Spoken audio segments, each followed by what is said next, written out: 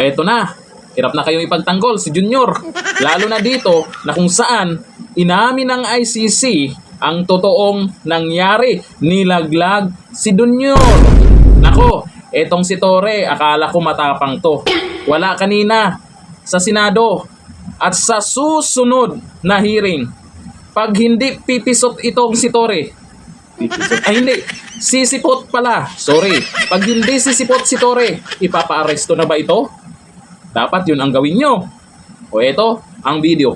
Kanina, nabasa ko lang sa dyaryo, tamang-tama, na yung spokesman ng ICC, Dr. Fadi El Abdallah, sinabi that the surrender of ayan na, Junior, sa mga President tagapagtanggol. Rodrigo Duterte of the ICC to the ICC was a decision entirely made by the Philippine government. And if there is any question about whether it was lawful or not, it will have to be submitted to the judges. So, mismo yung ICC, sinabi na ang Pilipinas ang nag-surrender sa dating Pangulo. Correct. Siguro, si Attorney Medina na naman Ganda yan, Naime. magpapasaklolo Tuloy mo yan. tayo. Ano ba ibig sabihin ng administrative arrest? At tama ba na sinuko ng Pilipinas si PRRD sa ICC? Magandang umaga po, Madam Chair. Thank you for the invitation. Good morning po, Senator Bato de la Rosa. Good morning po, Senator Bongo. Going back to the question, administrative arrests. Actually, the Supreme Court has recently clarified that administrative Malinaw ang mga ebidensya, ha? for the arrest of non-Filipinos are actually valid. But these administrative arrests apply only to non-Filipinos in deportation proceedings.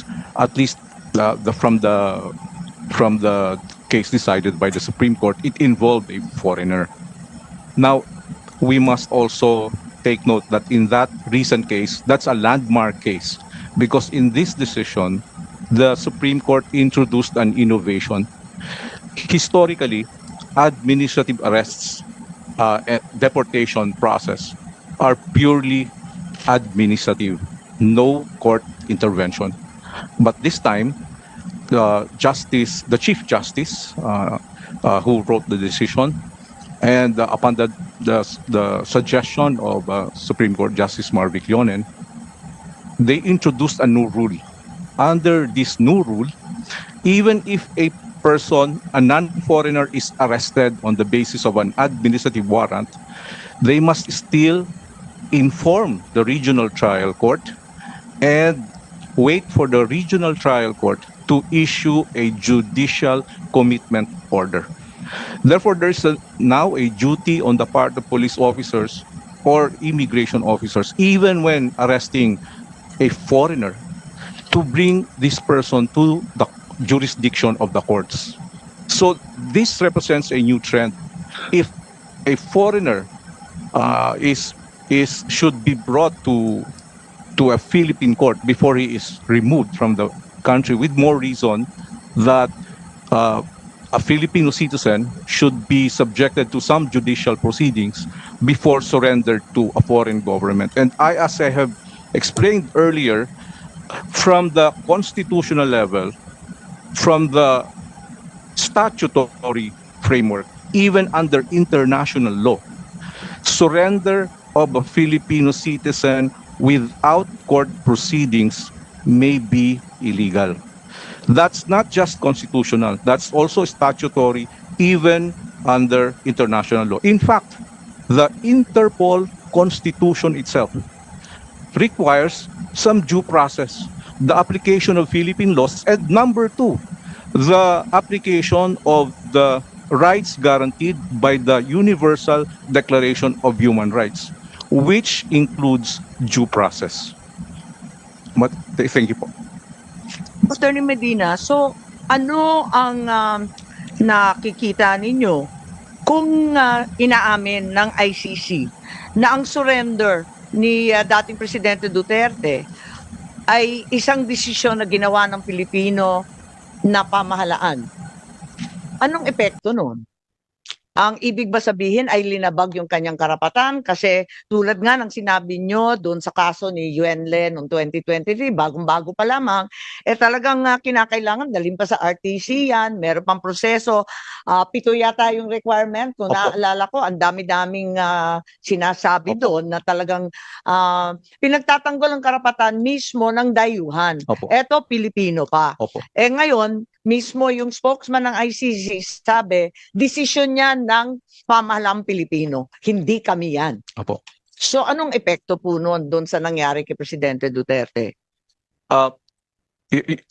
Madam Chair, just out of respect for the court proceedings, that so as not to be seen as influencing the court proceedings, I will not make my statements in specific reference to the president.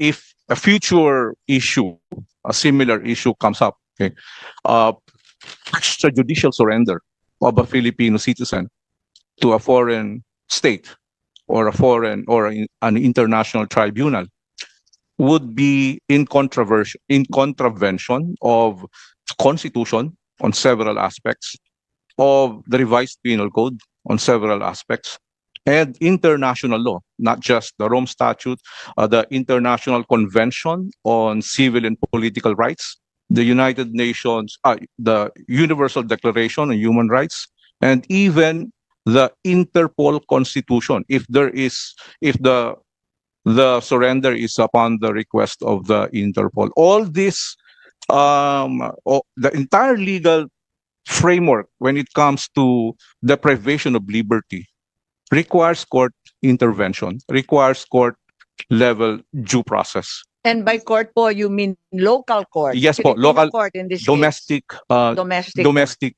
due process. The entire idea of due process is really can be simplified as follows. The police has no final authority to decide on whether a person should be deprived of liberty. That authority to deprive a person, to declare that a person will be, or to decide that a person will be deprived of liberty, that is not the authority of the police. That authority is lodged only in the courts of law. The police cannot at the same time be the judge. That's essentially due process and separation of powers.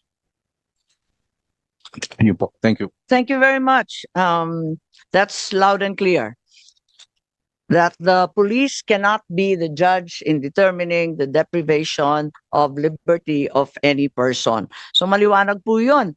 At kinakailangan na maliwanagan sana kung totoo na inaresto si dating presidente sa ilalim ng RA 9851, kung talaga bang administrative arresto, kung nandito sana sila, napaliwanag nila sa atin at nagkatotoo at nagkaliwanagan tayo.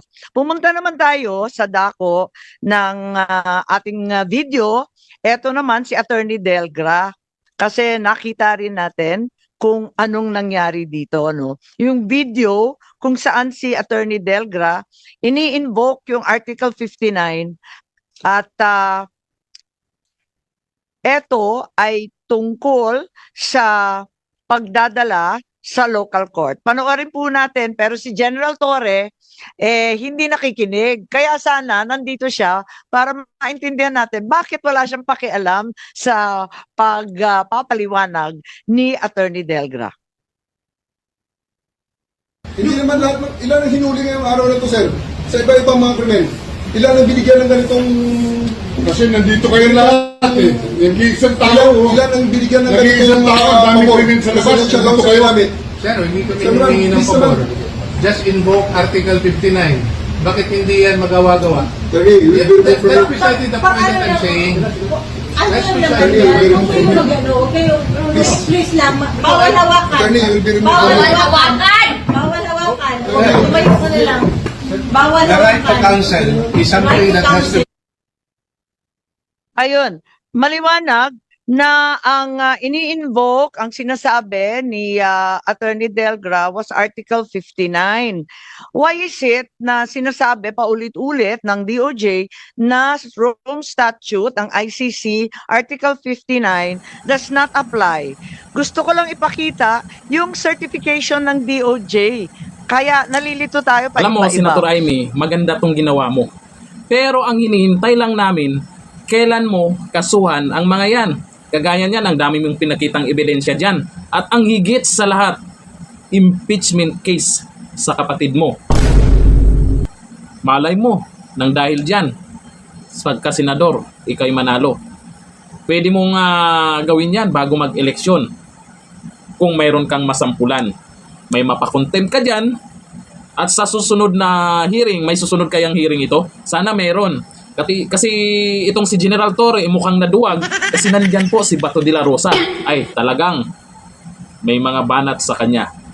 Yun nga lang, ang tanong dito, pag meron pang susunod na hearing, si General Torre ba ay pipisot sa sisipot sa susunod na hearing? Kung hindi sisipot, kaya ba nilang ipa-aresto ito? Kasi pag iba po, di ba? Pag iba yung ipapatawag, ordinaryong mga tao, pag ipapatawag, hindi sinisipot, ganyan yung ginagawa, di ba? Dapat patas po. Sana sa susunod, makita po natin si General Torre dyan. Di ba? Para mag-viral na naman sa mga sagot niya na di natin alam kung may alam. Di ba? Sa mga video niya, yung gumaganon, katapang niya. Matapang lang pala kung may hawak siya. Pero kung wala, eto na. Sabi nila, si Senator Bato daw ay nagtatago na. Sino yung nagtatago ngayon? Anong kinakatakutan nila dyan? Kung wala namang mali sa ginagawa nila. Anong kinakatakutan nila sa Senate hearing? Kung kaya man nila sagutin, baka hindi nila kayang sagutin. So yung nagtatanong lang. Pero ito, ulitin ko, maganda din naman tong ginawa ni Amy Marcos. Pero Senator Amy Marcos, kahit ganon yung ginawa mo, mahirapan ka pa rin kunin ang boto ko. Ewan ko lang sa inyo kung iboboto ang manggang ito. Siguro, makapagsabi kayo na ibalik nyo sa pagkasenador itong si Amy Marcos kung may kinasuhan siya at pangalawa, impeachment case sa kapatid niya. Agree ba kayo? Kung gagawin ni Amy Marcos yun, iboboto nyo ba siya? Kasi sa ganitong hearing, maganda po yung ginawa niya. Pero sigurado ako, hindi pa rin niya makukuha ang tiwala ng mga botante, lalo na sa mga Duterte supporters. Lalo na sa mga diehard supporters ng mga Duterte. Marcos pa rin yan. Pero malapit na yung eleksyon eh. Kaya maging matalino po tayo sa pagpili. Yung hindi traidor sa mga Duterte, yung iba dyan, inindorso, pagkatapos manalo, eto na, pumirma sa impeach BP Sara. Eto, inindorso nung 2022 election ni BP Sara, nung nagkapirmahan na, hindi pumirma. Dahil naman, may paninindigan sila. Hanggang dito lang, thank you. Bye-bye.